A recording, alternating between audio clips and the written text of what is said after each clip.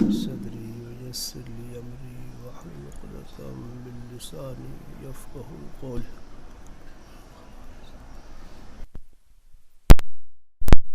سيدنا محمد النبي الأمي وآله وبارك وسلم.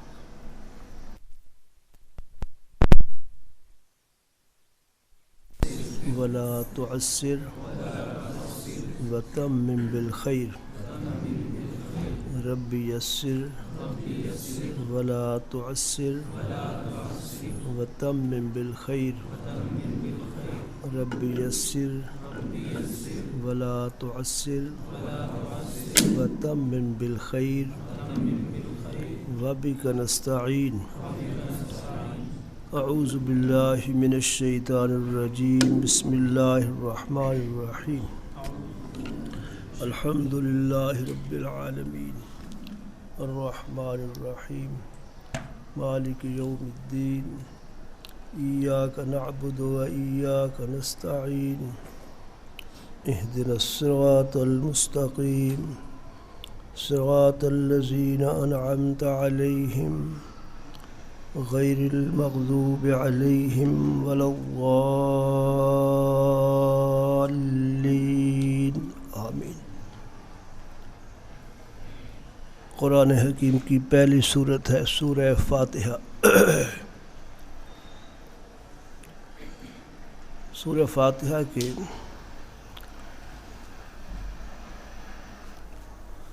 امام قرطبی نے 12 نام شمار کیے.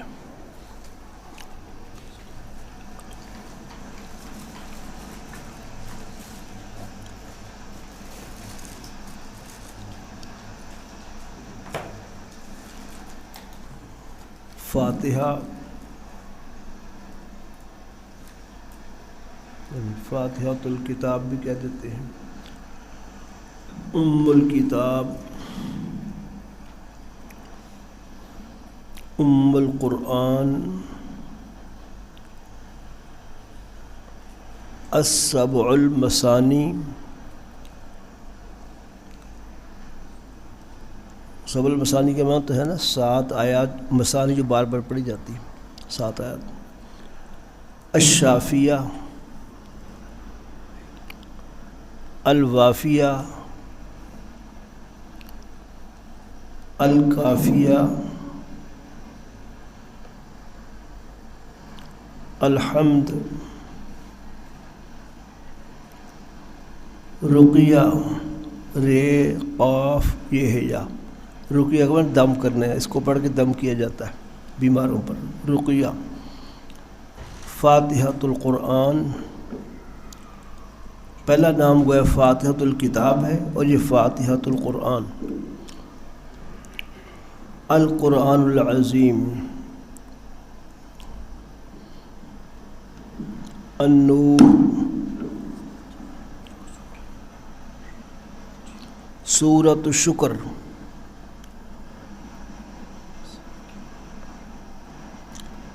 سورۃ الحمد الاولی،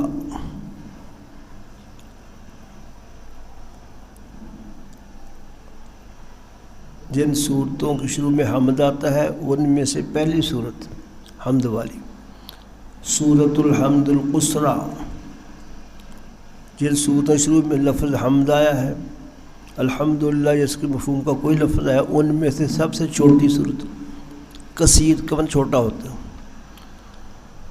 اللہ کتنے ہوگا دیکھو ذرا.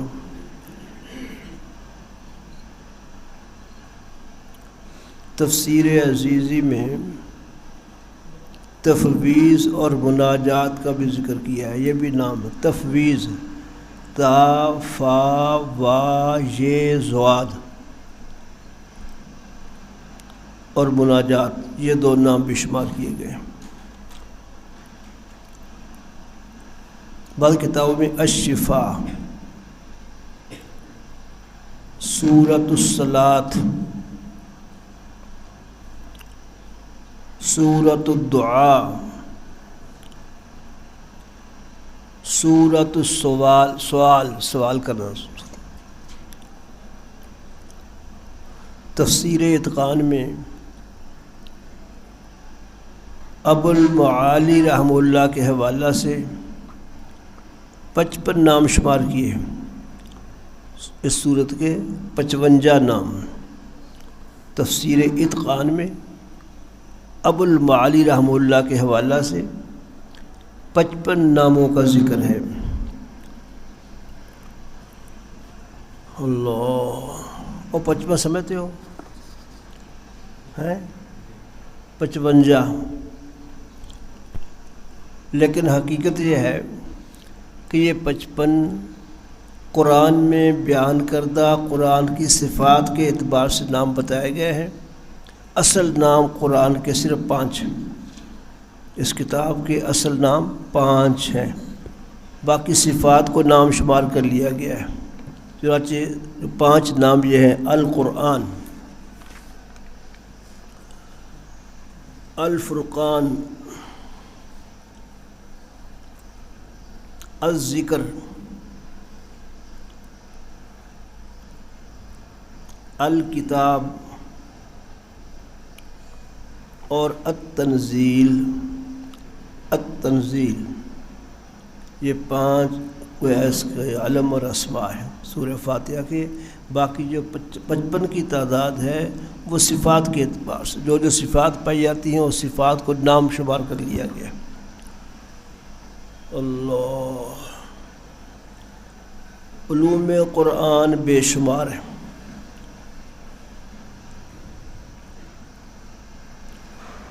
لیکن بنیادی علوم 5 ہیں۔ بنیادی علوم 5 ہیں، 5۔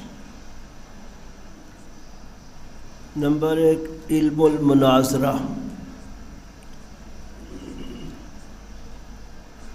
جس کو علم عقائد بھی کہہ سکتے ہیں۔ علم المناظرہ، اس میں 4 گروہوں کی تردید کی گئی ہے: مشرکین، یہود، نصارہ اور منافقین۔ ان 4 گروہوں کی تردید قرآن کے علم مناظرہ میں کی گئی۔ اللہ۔ نمبر 2 علم الاحکام، ان 5 میں سے نمبر 2 علم الاحکام، جیسے نماز کے احکام ہیں، زکوٰۃ کے احکام ہیں، عشر کے احکام ہیں،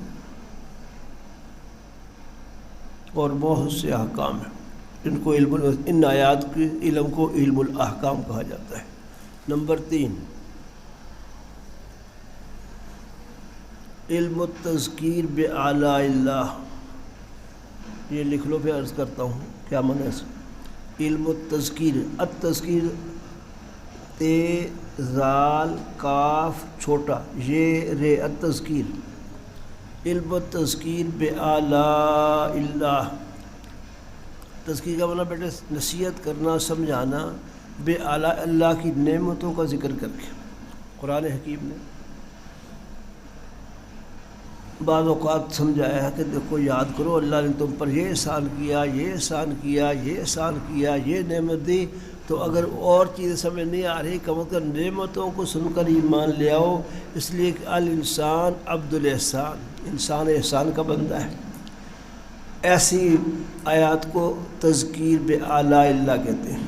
آلاء کا معنی نعمتیں، وہ پڑھا ہوگا آپ نے، سنا ہوگا، بِأَيِّ آلَاءِ رَبِّكُمَا تُكَذِّبَانِ، سنی نا آیت رحمان کی، ان کے نعمتوں کو جھٹلاؤ گے۔ آلاء علن کی جمع ہے، اس کا معنی نعمت، نعمت ہے۔ تذکیر، علم و تذکیر بآلاء اللہ۔ نمبر 4 علم و تذکیر بأیام اللہ۔ تذکیر کا معنی جیسے میں نے عرض کیا نصیحت کرنا۔ قرآن پاک میں بہت سی آیات میں ایام اللہ، اللہ کے ایام کے ذریعے تذکیر ہے، یعنی تاریخی واقعات کے ذریعے۔ دیکھو موسیٰ علیہ السلام کا قوم سے مقابلہ ہوا، غلبہ آخر میں حق والوں کو ہوا، تباہ ہو گیا فرعون، اس لیے اللہ رسول کی تعلیمات کی مخالفت کرنے والے تباہ ہو جایا کرتے ہیں۔ یہ تذکیر بایام اللہ، اور سمجھ آئی؟ سابقہ قوموں کے حالات و احوال کے ذریعے نصیحت کرنا، جیسے باقی انبیاء کا ذکر کیا کہ ایسا ایسا ہوا۔ اس کا نام ہے علم و تذکیر بایام اللہ۔ نمبر 5، التذکیر، علم و تذکیر بما بعد الموت، موت کے بعد کے واقعات ذکر کر کے نصیحت کی جاتی ہے۔ دیکھو قبر کا عذاب یوں ہوگا، حشر میں عذاب یوں ہوگا، کفار کا عذاب یہ ہوگا، فلاں گناہ کا عذاب یہ ہوگا، اس کو کہیں گے تذکیر بما بعد الموت۔ تو بنیادی علوم قرآن پاک میں یہ 5 ہیں۔ اللہ، قرآن حکیم کے کلمات 6221،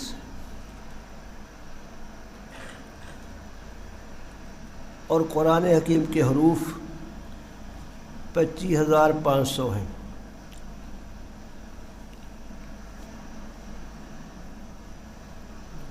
اللہ، انبیاء علیہ السلام جو چیز لے کے آئے، کتابیں، صحائف، ان کی تعداد 104 ہے۔ 104 کتابیں اور صحائف سماویہ نازل ہوئی۔ 4 تو مشہور کتابیں بیٹے ہے ہی ہے نا، بولو ہے نا، تورات، زبور، انجیل، قرآن حکیم۔ اس کے علاوہ دیگر انبیاء علیہ السلام بہت سے صحیفے نازل ہوئے، کل تعداد 104 ہے۔ کتب اور صحیفے جو آسمان سے نازل ہوئے ان کی تعداد 104 ہے۔ اللہ،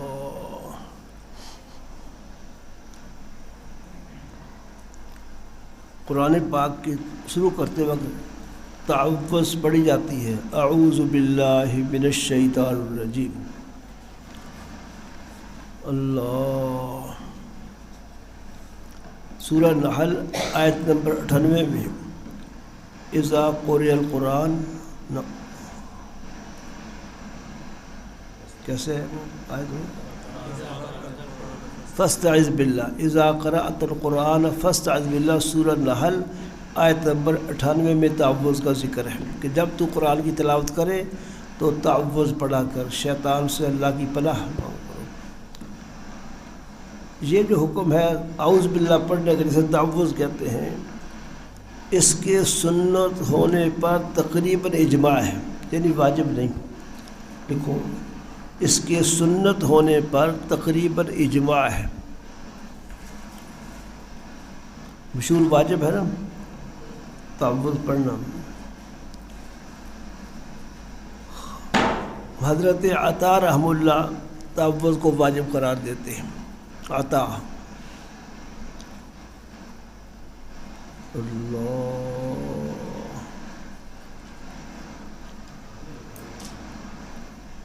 بسم اللہ الرحمن الرحیم، بسم اللہ الرحمن الرحیم، اس کو مفسرین کی اصطلاح میں بسملہ کہا جاتا ہے۔ کیا کہا جاتا ہے؟ بسملہ، یعنی اگر بسم اللہ یا آپ نے کوئی عنوان قائم کرنا ہو تو کہیں گے بسملہ پڑھا میں نے، یعنی پوری بسم اللہ پڑھی۔ اور سمجھ آئی؟ اس کو بسملہ کہتے ہیں۔ جیسے لا حول ولا قوت الا باللہ، اس کو حوقلہ کہتے ہیں۔ سبحان اللہ کو سبحلہ کہتے ہیں۔ لکھنی چاہیے بات کہ نہیں؟ لکھ لینی چاہیے، کوئی بات نہیں، بہت زیادہ تکلیف نہیں ہوگی۔ الحمدللہ کو حمدلہ کہتے ہیں۔ حی علی الصلاۃ کو حیعلہ کہتے ہیں، یعنی جو ان عربی کے ان کلمات کا عنوان۔ اور دونوں حی علی الصلاۃ، حی علی الفلاح کو حیعلتین کہتے ہیں، تثنیہ کے ساتھ، حیعلتین۔ بہرحال بسم اللہ الرحمن الرحیم کا نام ہے بسملہ۔ ایک لفظ تسمیہ بولا جاتا ہے، تسمیہ اور بسملہ میں فرق ہے۔ تسمیہ اللہ کا نام لینا کیف متفقہ، جیسے بھی لے لیا جائے، اللہ اکبر، یہ تسمیہ کہہ سکتے ہیں آپ اس کو۔ تسمیہ کو اللہ کا نام لینا کیف متفقہ، الحمدللہ کہہ دیا تسمیہ کہہ سکتے ہیں اس کو۔ بسم اللہ پڑھ لیا، اس کو بھی تسمیہ کہہ سکتے ہیں۔ اور بسملہ خاص ہے بسم اللہ الرحمن الرحیم کے ساتھ، ہو گیا تسمیہ عام ہے، بسملہ خاص ہے۔ اس فرق سمجھے؟ بسملہ کو بسملہ بھی کہہ سکتے ہیں، تسمیہ بھی کہہ سکتے ہیں، لیکن ان کلمات کو بسم اللہ کے علاوہ کو بسملہ نہیں کہہ سکتے، تسمیہ کہہ سکتے ہیں۔ سمجھ آئی؟ اللہ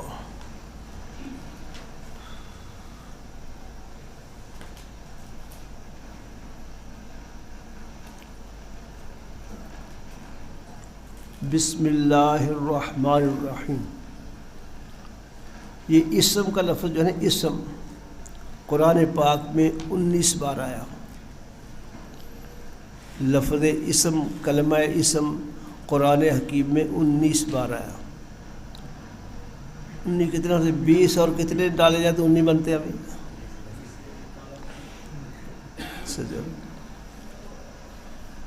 بسم اللہ کی بات ہے اللہ کا اسم ذات اللہ۔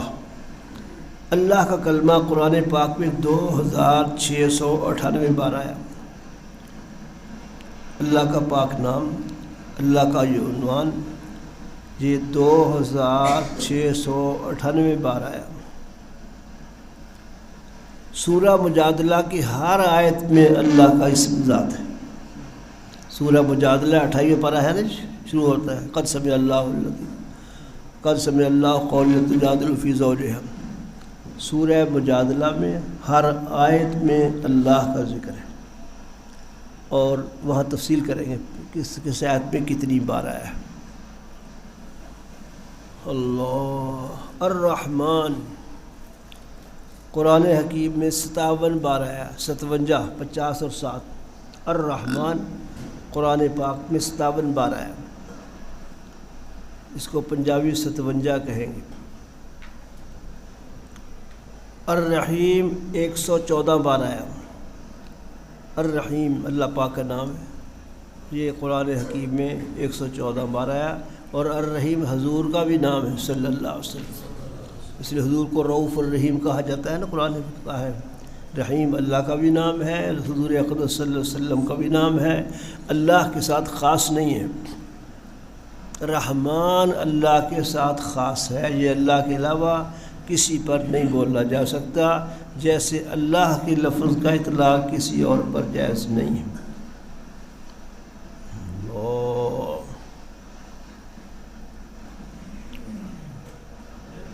سورہ فاتحہ کی فضیلت کے بارے میں پہلے تو یہ سمجھ لو کہ سورتوں میں باہمی ایک دوسرے پر فضیلت ہے یا سب برابر ہے، دونوں قول علماء کے۔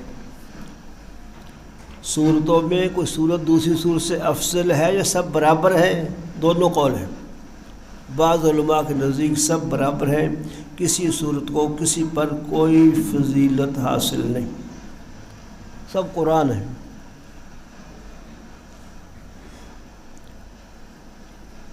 اسحاق بن رہوے، ابو بکر ابن عربی اور اکثر علماء کے نزدیک صورتوں میں تفضیل ہے، یعنی بعض صورتیں بعض سے افضل ہیں، یہی راج مذہب ہے۔ سمجھ آئی؟ جمہور علماء کے نزدیک صورتوں میں باہمی تفصیل ہے، بعض صورتیں بعض صورتوں سے افضل ہیں، برابر نہیں ساری۔ چنانچہ سورہ فاتحہ کے بارے میں مسند احمد کی روایت ہے، حضرت عبداللہ بن جابر سے مروی ہے کہ تمام قرآن میں بہترین صورت الحمد ہے، یعنی سورہ فاتحہ۔ پورے قرآن میں سب سے بہترین صورت جو ہے، سب سے افضل صورت یہ صورت فاتحہ ہے۔ مسلم احمد کی حدیث ہے۔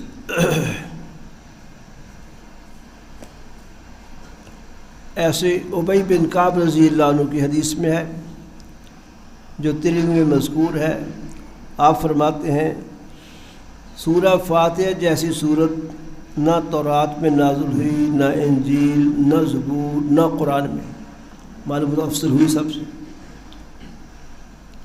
ابی بن کعب رضی اللہ عنہ کی روایت کہ حضور علیہ السلام نے فرمایا سورہ فاتحہ جیسی صورت نہ تورات میں نازل ہوئی، نہ انجیل میں، نہ زبور میں، اور نہ قرآن میں۔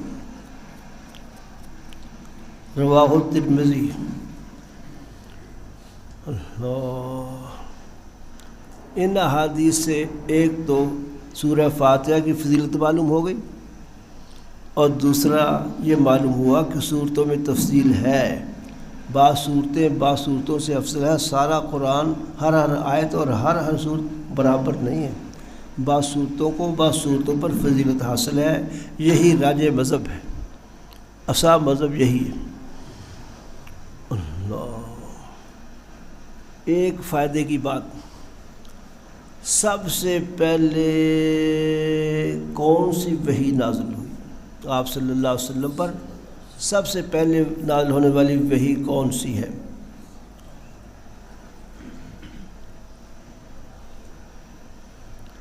اس میں 3 قسم کی روایتیں ہیں۔ نمبر 1 سورہ فاتحہ، نمبر 2 سورہ مدثر۔ سورہ مدثر ہے نا بھائی، 29 پارے ہے، وہ سوچ کے بتاؤ بقرہ میں ہے کہ 29 پارے میں ہے؟ تیسرا قول ہے، تیسری روایت ہے کہ سب سے پہلے نازل ہونے والی وحی وہ 5 آیات ہیں سورہ اقرا کی، علق کی، ہے نا؟ کیسے؟ اقرا بسم ربک الذی خلق، یہ 5 آیات جو سورہ علق کی 5 پہلی آیات، یہ اول ما نازلہ ہے، سب سے پہلی وحی ہے۔ یاد ہوگا یہ غار حرا میں جبریل علیہ السلام کی پہلی ملاقات میں جبریل نے حضور علیہ السلام کو سنائی 5 آیتیں۔ تو سب سے اول وحی کون سی ہے؟ اس میں 3 روایتیں ہوئیں، تو تعارض ہوا۔ اس تعارض کا جواب یہ ہے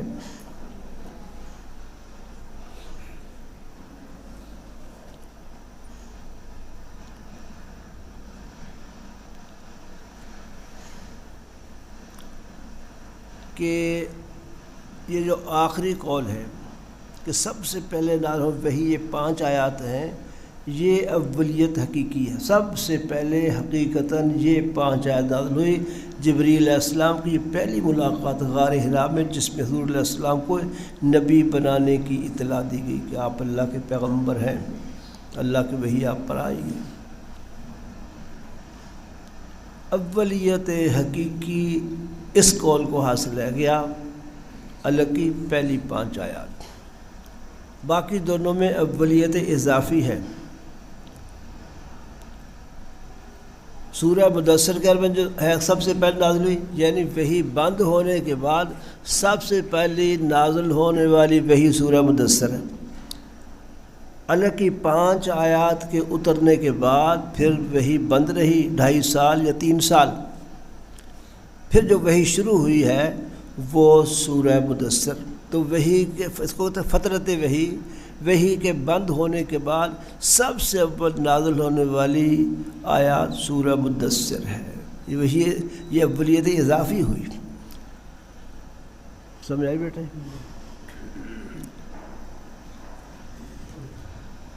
وہ جگہ جہاں یہ نازل ہوئی تھی جگہ الحمدللہ دیکھی ہم، اجیاد پہاڑ، اب وہاں بہت بڑی بلڈنگ بن گئی ہے، پہلے بلڈنگ نہیں تھی، پہاڑ ہی تھا۔ اس محلے کا نام محلہ اجیاد ہے، وہاں اجیاد پہاڑ تھا۔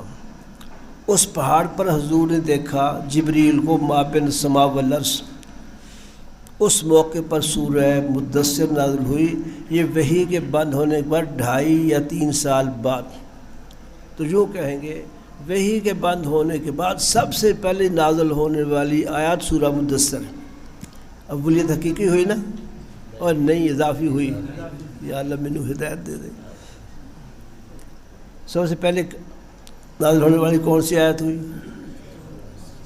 اولیت حقیقی تو اللہ کی 5 آیات، باقی سورہ مدثر کو اول اضافی حاصل ہے کہ وحی بند ہونے کے بعد سب سے پہلے نازل ہونے والی جو وحی ہے وہ مدثر ہے، ٹھیک ہے۔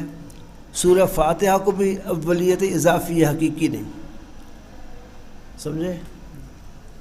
پوری کی پوری نازل ہونے والی بیک وقت صورتوں میں سب سے پہلی صورت فاتحہ، اس بات کو سمجھ لو۔ بعض صورتیں پوری نازل ہوئی ہیں ایک ہی وقت میں، بعض صورتیں کچھ آیات آج کچھ کل کچھ مختلف اوقات میں نازل۔ حضور بتاتے رہے اس آیت کو فلاں آیت کے بعد رکھو، اس کو فلاں آیت کے بعد رکھو، اس طرح صورتیں بنی۔ لیکن کچھ صورتیں ایسی ہیں بیک وقت پوری کی پوری صورت نازل ہوئی، ان میں سورہ کہف بھی ہے۔ سورہ کہف بھی سب سے سمجھ آئی، یعنی پوری کی پوری سورہ کہف ایک ہی وقت میں نازل ہوئی۔ تو جو صورتیں ایک ہی وقت میں پوری کی پوری نازل ہوئی ہیں ان میں سب سے پہلے نازل ہونے والی فاتحہ، تو فاتحہ کو بھی اولیت اضافی حاصل حقیقی نہیں۔ جواب کا حاصل کیا ہو کہ اولیت حقیقی صرف سورہ اللہ کی پہلی 5 آیات کو حاصل ہے۔ اول ما نزل علی النبی صلی اللہ علیہ وسلم وہ 5 آیات علق۔ سمجھا گئی بات؟ ہاں جی نا جی کرو، ہاں نہ تو کرو، ٹھیک۔ اللہ میں نے تعوذ کا ذکر کیا تھا کہ اعوذ باللہ پڑھنا، قرآن کی شروع میں اعوذ باللہ پڑھنے کا حکم ہے کہ جب بھی قرآن کی تلاوت کرو تو پہلے تعوذ پڑھو، اعوذ باللہ پڑھو۔ اذا قرأت القرآن فاستعذ باللہ من الشیطان الرجیم، اس میں بیان کیا۔ یہ جو تعوذ پڑھنا ہے یہ کہاں پڑھی جائے؟ تلاوت سے پہلے، تلاوت کے بعد، یا تلاوت کے درمیان؟ مشہور تو بات ہے تلاوت سے پہلے پڑھی جائے، جیسے ہم لوگ پڑھتے ہیں، یہی راج قول ہے۔ دوسرا قول ہے کہ تلاوت کے بعد پڑھی جائے۔ تیسرا قول ہے دونوں وقت پڑھی جائے، تلاوت سے پہلے بھی پڑھی جائے، تلاوت کے بعد بھی پڑھی جائے۔ راج قول اول ہے کہ تلاوت شروع کرنے سے پہلے اعوذ باللہ پڑھنی چاہیے۔ اللہ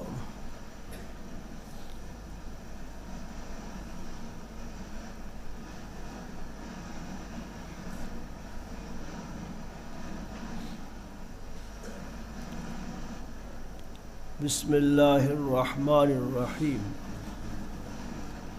اس کا ترجمہ ایک شعر بھی لکھ لو۔ نام سے اللہ کے کرتا ہوں آغاز بیان، نام سے اللہ کے کرتا ہوں آغاز بیان، جو بڑا ہی رحم والا ہے نہایت مہربان، جو بڑا ہی رحم والا ہے نہایت مہربان۔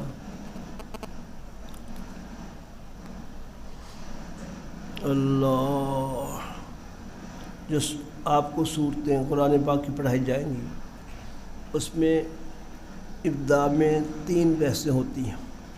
ایک یہ ہے کہ اس صورت کا ماقبل سے ربط کیا ہے، گزشتہ صورت سے مناسبت کیا ہے۔ سورہ فاتحہ سے پہلے کوئی صورت ہے نہیں، لہذا ربط بیان کرنے کی ضرورت نہیں۔ اور سمجھ آئی؟ اس پر ایک لطیفہ تھا یاد آ گیا، ویسے سنا دوں۔ ایک بھائی عبدالحمید صاحب تھے چیچا وطنی میں، 11 بڑے حضرت کے رشتہ دار تھے۔ نماز کا وقت ہوا، امام جانے لگے کہ وہاں مصلی کی طرف، کہتے نہیں آج جماعت میں نے کرانی۔ ساتھیوں کا رہنے دو، کہتے نہیں میں نے کرانی، مغرب کی نماز سے غالباً عشاء کی، خیر اس کو چلو آپ پڑھا لیں۔ انہوں نے نماز شروع کرا دی، پہلی رکعت میں سورہ فاتحہ پڑھی، فاتحہ کے بعد سورہ والناس پڑھی، آخر اگلی رکعت میں سورہ فاتحہ پڑھ کے خاموش کھڑا رہ گیا۔ پیچھے لوگ بول پہ آگے بھی پڑھ، کہتا قرآن ہی بک گیا، آگے کی پڑھا۔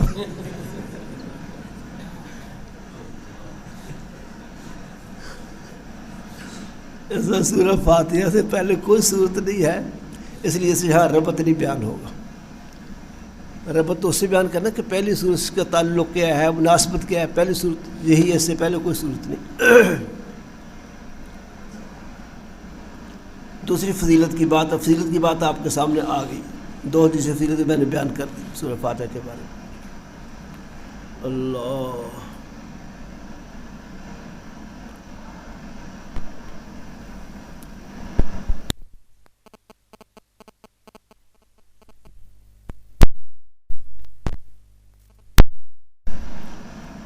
موضوع اور خلاصہ، سورت کا موضوع کیا ہے، عنوان کیا ہے، اور سورت کن کن مضامین پر مشتمل ہے، کن کن مضامین پر مشتمل ہے، اس کو خلاصہ کہتے ہیں۔ اور موضوع عنوان کیا ہے، اس کو موضوع کے لفظ سے تعبیر کرتے ہیں۔ اللہ موضوع اس کا یہ ہے، یہ سورت سارے قرآن حکیم کے مضامین کا اجمالی نقشہ ہے،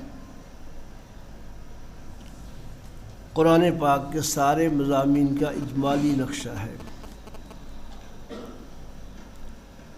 خلاصہ سورت فاتحہ کا خلاصہ توحید، رسالت، قیامت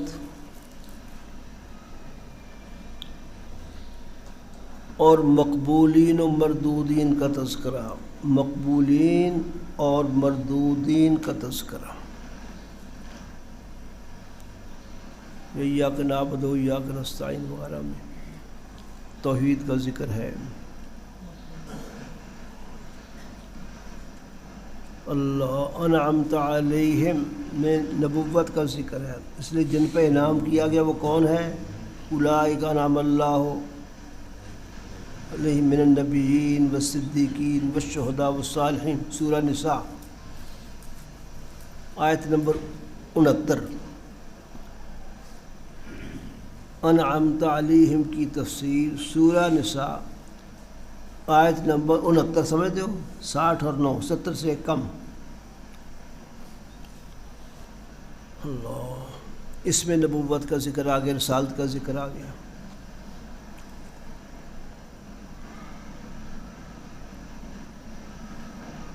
مالک یوم الدین، قیامت کا ذکر آ گیا، اور یوم الدین کا معنی جزا کے دن کا مالک، اس میں قیامت کا ذکر آ گیا۔ انعمت علیہم میں مقبولین کا ذکر ہے، اور مغضوب علیہم اور غالین میں مردودین کا ذکر ہے۔ یہ چار مضامین اس صورت میں آئیں گے، یہ خلاصہ صورت ہے۔ اللہ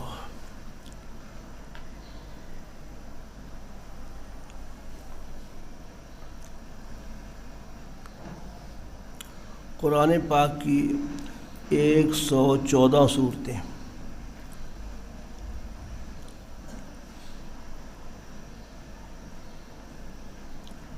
اور قرآن پاک کی صورتوں کے شروع میں 113 مقام پر بسم اللہ لکھی ہوئی ہے۔ سورہ توبہ پر بسم اللہ نہیں ہے۔ 113 مقام جو آغاز ہو رہا ہے صورتوں کا، اس میں بسم اللہ لکھی ہوئی ہے۔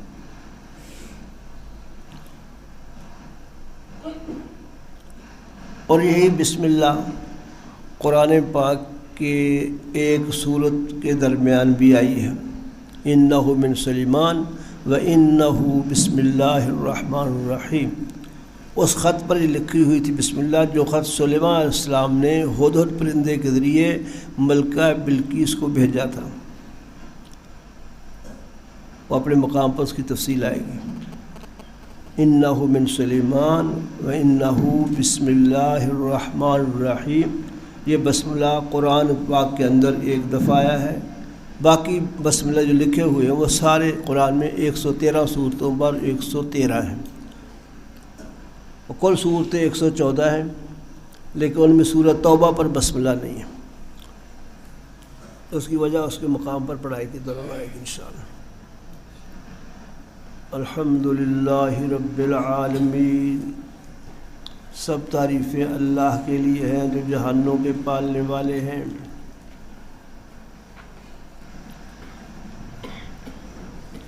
आलमीन जमा है आलम की, आलम की जमा, आलिम की नहीं, आलम की जमा है। आलम कहते अल्लाह के माँ सिवा को, अल्लाह के माँ सिवा जो है वो आलम है। अल्लाह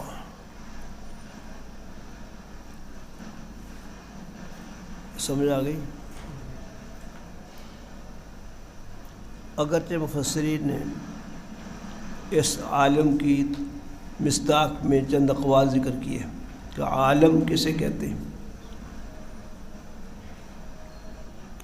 नंबर 1, कुल्लु मौजूदिन मा सिवल्लाह, अल्लाह के मा सिवा जो मौजूद चीज़ है उसको आलम कहेंगे। तो अल्लाह के अलावा पूरा जहान सारा आलम कहलाता है। नंबर 2, अहलो कुल्ले ज़मान, हर ज़माने के लोगों को आलम कहा जाता है। सूरह शोरा में इसका ज़िक्र है। नंबर 3, आलम का मिस्ताक जिन्न और इंसान है। आलम किसे कहते हैं? जिन्नात और इंसानों को। लियकून लिलआलमीन नज़ीरा, सूरह फुरक़ान। उस आयत से मालूम होता है कि आलम जिन्नो इंसो कहा गया इसलिए कि फरिश्तों को नहीं डराया जाता, आयत के ज़रिए जिन्नात इंसानों को डराया जाता है। लियकून लिलआलमीन नज़ीरा, सूरह फुरक़ान। नंबर 4, ज़विल अक़ूल, आलम का मिस्ताक वो चीज़ें हैं जो अहले अक़ल, ज़विल अक़ूल यानी इंसान, जिन्नात, मलाइका, शयातीन, इन सब को आलम में दाखिल किया गया, इसलिए कि सारे अक़ल वाले हैं। फ़रिश्तों का अक़ल होना वाज़ेह है, इंसान ज़विल अक़ूल में दाखिल है इसलिए मुकल्लफ़ है। जिन्नात ही मुकल्लफ़ ज़विल अक़ूल में दाखिल है, शयातीन मुकल्लफ़ है। शयातीन और जिन्नों को एक ना समझो, शयातीन कुफ़ार जिन्नात को कहा जाता है, और अगर किसको आम करना हो तो शयात की बजाय जिन्न का, जिन्न और इंसान और मलाइका ये 3 गिरोह आलम का मिस्ताक है। नंबर 5, आलम ज़ी रूह को कहा जाता है, जानदार चीज़ को कहा जाता है। ज़ी रूह कहते जानदार को। जानदार में सारे हैवानात भी आ गए, परिंदे भी आ गए, चरिंदे भी आ गए, जिन, इंसान, शयातीन वगैरह, मलाइका सारे आ गए। असा कौल पहला है कि आलम को माना कुल्लो मौजूद मा सिवल्लाह, बस। 5 अक़वाल में असा कौल, सही तरीन कौल क्या है? कुल्लो मौजूद मा सिवल्लाह, अल्लाह के मा सिवा हर मौजूद चीज़ उसको आलम कहते हैं। अल्लाह ये सबसे ऐसा कौल है। लिख लो हवाला कुर्तबी, तफ़सीर कुर्तबी।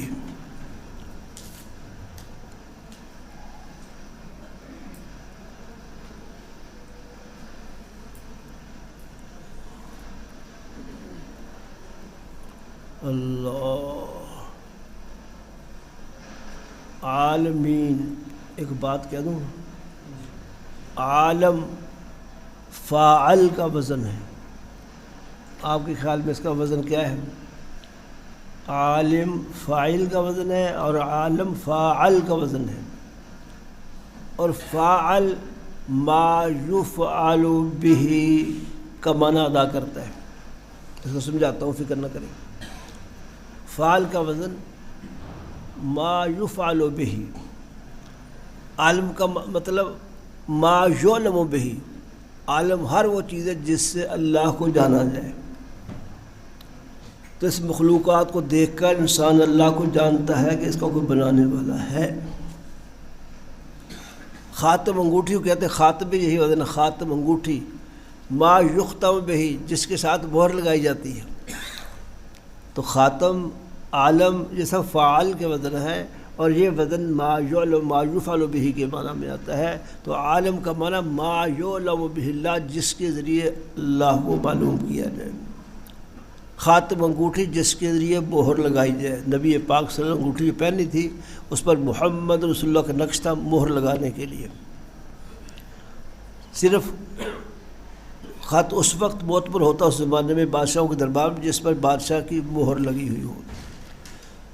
حضور نے چونکہ دعوت نامہ ایمان بھیجے تھے بادشاہوں کو، اس لیے مہر بنوائی تھی. اور یہ آپ کو پتہ ہے انگوٹھی آپ صلی اللہ علیہ وسلم کے فرامین میں عمل میں صرف چاندی کی مردوں کے لیے جائز ہے، اور کسی دھات کی انگوٹھی مردوں کے لیے صحیح نہیں. اور چاندی کی انگوٹھی بھی اتنی جائز ہے جو 4.5 ماشے سے کم ہو. فرمایا ہے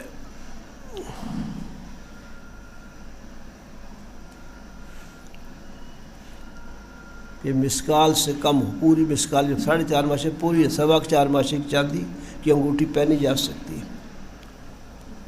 سونا لوہا پیتل کوئی جائز نہیں. ایک صاحب نے سونے کی پہنی اتروا دی آپ صلی اللہ علیہ وسلم نے.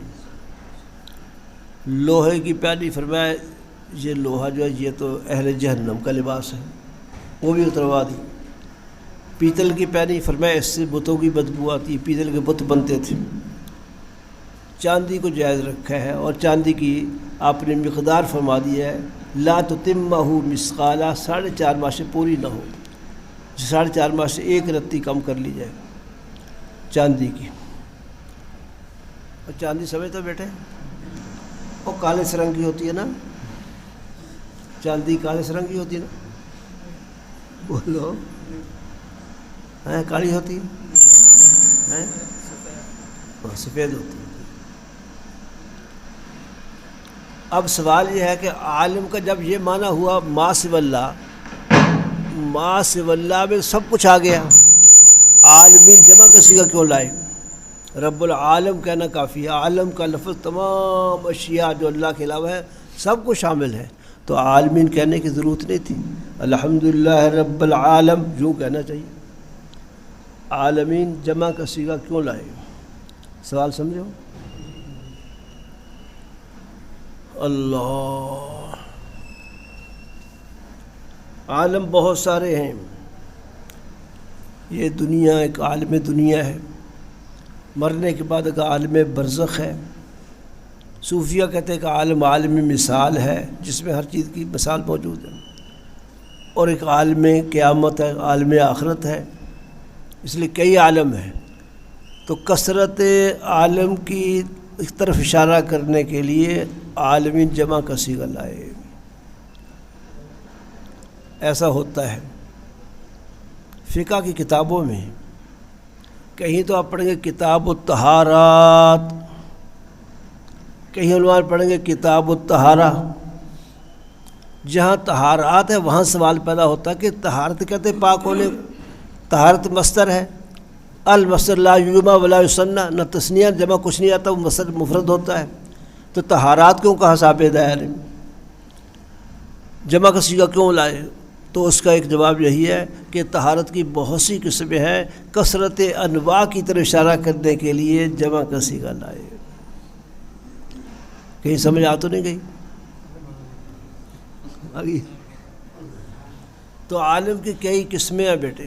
عالم دنیا ہے، عالم برزخ ہے، عالم مثال ہے، عالم مردنی ہے، 40 سال دنیا مری رہے گی، پھر عالم قیامت، عالم آخرت ہے، پھر عالم جنت ہے.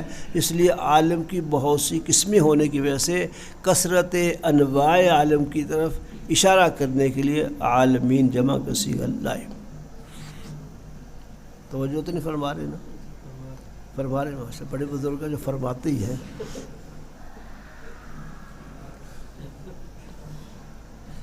اس کے علاوہ بھی عالم کی کثرت بیان کی گئی ہے. جیسا عالم ہم دیکھ رہے ہیں دنیا میں، ابو سعید خدری فرماتے ہیں 40,000 عالم ایسے ہیں۔ یہ جہان ہم جو دیکھ رہے ہیں ہماری نظروں سے کچھ جہان مخفی بھی ہیں، کل 40,000 عالم ہیں، اس لیے عالمین کا لفظ لانا صحیح ہے۔ اللہ، اور مقاتل کہتے ہیں کہ 80,000 عالم ہیں اس دنیا جیسے، 80,000 عالم کل۔ یہ قول حضرت مقاتل کا ہے۔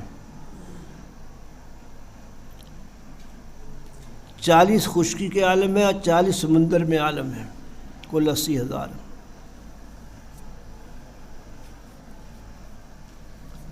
کعب احبار فرماتے ہیں کہ عالم بہت ہیں، ان کی تعداد کو صرف اللہ ہی جانتے ہیں۔ وما یعلم جنودہ الا اللہ، اللہ کے لشکروں کو اللہ ہی جانتے ہیں۔ تو عالم بہت سارے ہوئے نا، اس لیے کثرت انواع عالم کی طرف اشارہ کرنے کے لیے عالمین جمع کا صیغہ لائے۔ اللہ رب العالمین، یہ اللہ پاک کی صفت ہے، جہانوں کے پالنے والے ہیں۔ اللہ اکبر۔ الرحمن الرحیم،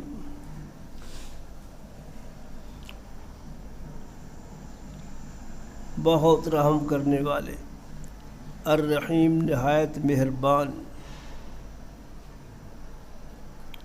مالک یوم الدین، مالک ہیں جزا کے دن کے۔ دین کا معنی بدلہ، جزا یعنی قیامت کا روز، یوم الدین سے بعد روز قیامت۔ اللہ، حضرت عبداللہ بن عباس کی تفسیر بن عباس میں مالک یوم الدین کا معنی لکھا قاضی یوم الدین، جزا کے دن کے قاضی ہیں، فیصلہ کرنے والے۔ مالک کے مادہ سے مفہوم نہیں نکلتا، یہ حاصل معنی کہہ سکتے ہیں کہ اس دن اللہ پاک جو مالک ہے کیا کریں گے، ملکیت کے ذریعے اپنے اختیارات کے ذریعے فیصلے کریں گے، قاضی یوم الدین۔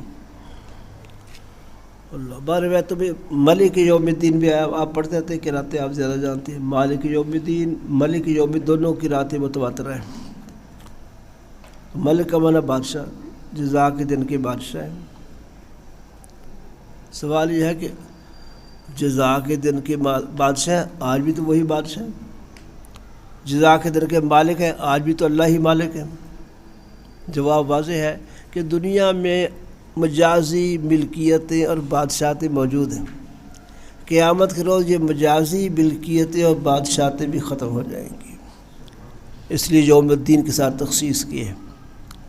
دنیا کے دنوں میں، دنیا کی زندگی میں مجازی مالک موجود ہیں، یہ میری ٹوپی ہے، یہ میرا مکان ہے، یہ میری فلاں چیز، یہ مجازی ملکیت ہے۔ اور جو مجازی بادشاہ پاکستان کا بادشاہ ہے، یہ انڈیا کا بادشاہ ہے، یہ جاپان کا ہے، یہ ایران کہتے نہیں کہتے بادشاہ صدر وغیرہ۔ تو دنیا کے اندر مجازی بادشاہ اور مجازی مالک موجود ہیں، اگرچہ حقیقی مالک یہاں بھی اللہ ہی ہے، اور قیامت کے دن مجازی بھی کوئی نہیں ہوگا، سب ملکیتیں اللہ کے پاس، ساری بادشاہت اللہ کے پاس۔ چنانچہ جب سور پھونکا جائے گا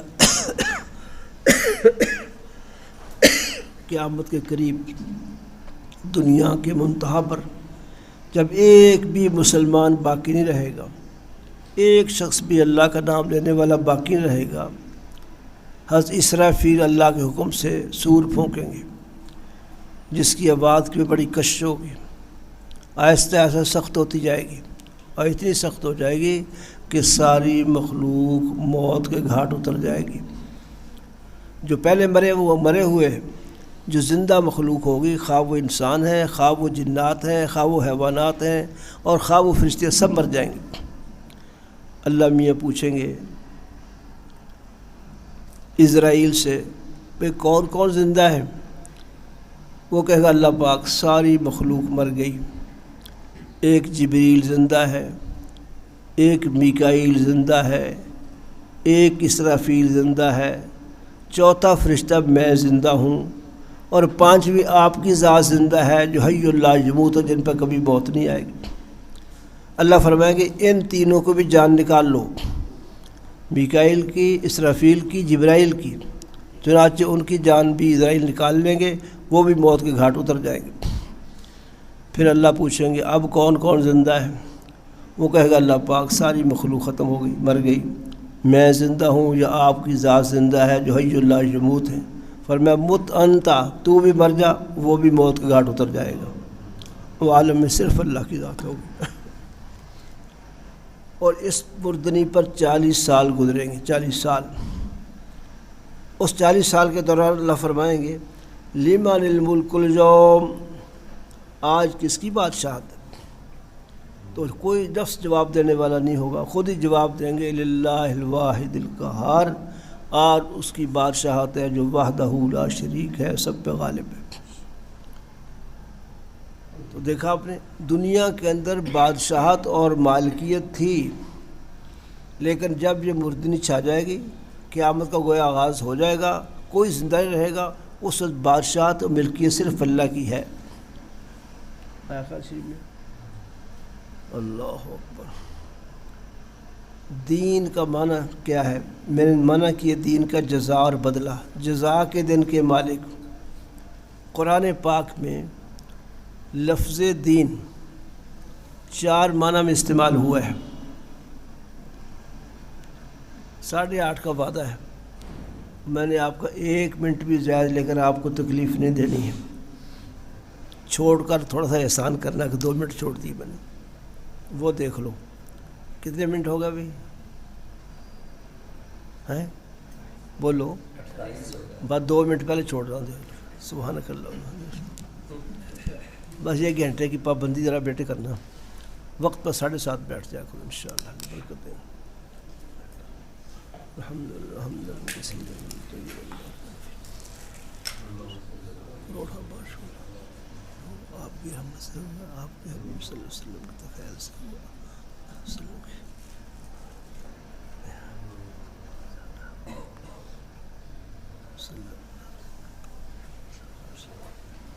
اللہ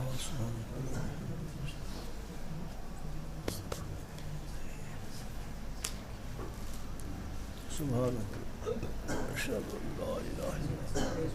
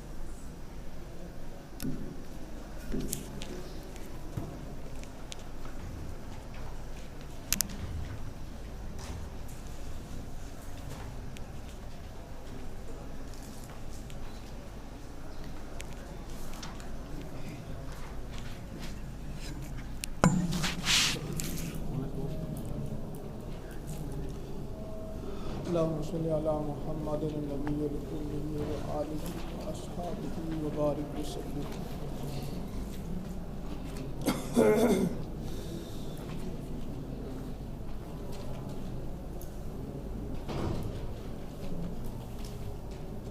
ادنان اس کو ٹھیک ہے.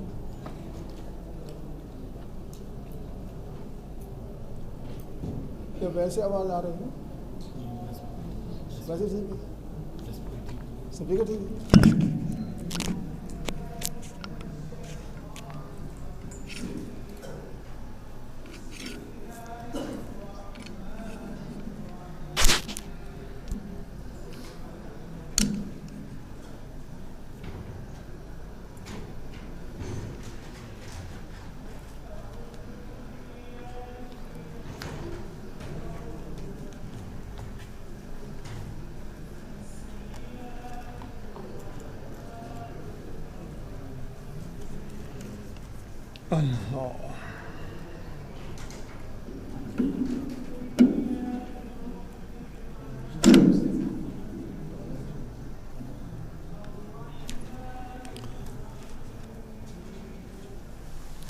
اللہم صلی علی محمد النبی الأمی وآلہ وأصحابہ وبارک وسلم. کل کچھ ابتدائی باتیں ہو گئی تھیں. آج یہ عنوان ہے اول ما نزل و آخر ما نزل. پہلی وحی کون سی ہے اور آخری وحی کون سی ہے؟ پہلی وحی کون سی ہے اور آخری وحی کون سی ہے؟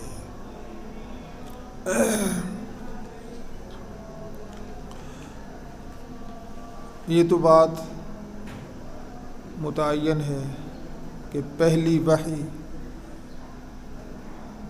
سورہ اقرا کی پہلی 5 آیات، اقرا بسم ربک الذی خلق، یہ آیات سب سے پہلے نازل ہوئی. غار حرا میں آپ صلی اللہ علیہ وآلہ وسلم عبادت کے لیے تشریف لے جایا کرتے تھے. وہاں سیدنا جبرائیل امین یہ آیات لے کر اترے. آپ سے آ کر کہا اقرا پڑھیے، تو آپ نے جواب میں فرمایا ما انا بقارئ، میں پڑھا ہوا نہیں ہوں. پھر آپ نے دبوچا، 3 بار دبوچا. تیسری بار اقرا بسم ربک الذی خلق سے آخر تک 5 آیتیں تلاوت فرمائی. پھر آپ صلی اللہ علیہ وسلم نے بھی ان کو تلاوت فرمایا. یہ پہلی وحی ہے. اور آخری وحی سورہ بقرہ کی آیت وَاتَّقُوا يَوْمًا تُرْجَعُونَ فِيهِ إِلَى اللَّهِ، 181 نمبر آیت. اس کے بعد صرف 9 رات آپ صلی اللہ علیہ وسلم دنیا میں رہے. بعض حضرات نے الیوم اکملت لکم دینکم کو کہا ہے، لیکن وہ تو حجۃ الوداع کے موقع پر نازل ہوئی ہے. اس کے بعد تو 81 یوم زندہ رہے ہیں. یہ آیت سب سے آخری ہے واتقوا یوما ترجعون فیہ الی اللہ. اس کے بعد صرف 9 رات آپ زندہ رہے. تو یہ آخری آیت واتقوا یوما ترجعون فیہ الی اللہ، یہ آخری وحی ہے.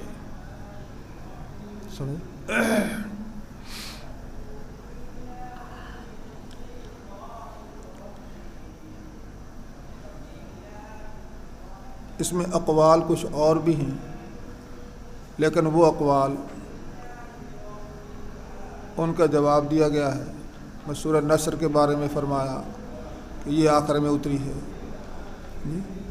تو ایک جواب تو یہ ہے کہ یہ اقوال موقوف ہیں، مرفوع نہیں. اور دوسرا جواب یہ ہے کہ ہر ایک نے اپنے اپنے سما کے اعتبار سے، جس نے آخر میں کوئی آیت سنی تو وہ فرما دی کہ یہ آخری ہے، اپنے سما کے اعتبار سے کہا۔ راجے وہ جو میں نے عرض کیا۔ اللہ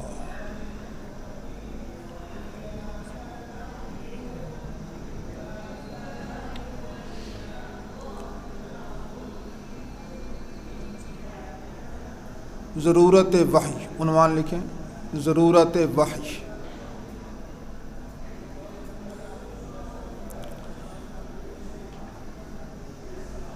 اللہ جل شانہ نے ساری کائنات کو انسان کا خادم بنایا ہے،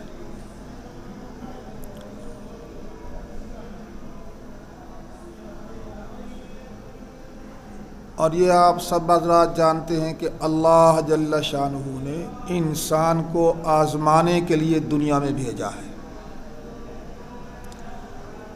انسان دنیا میں ایک آزمائش کے لیے آیا ہے۔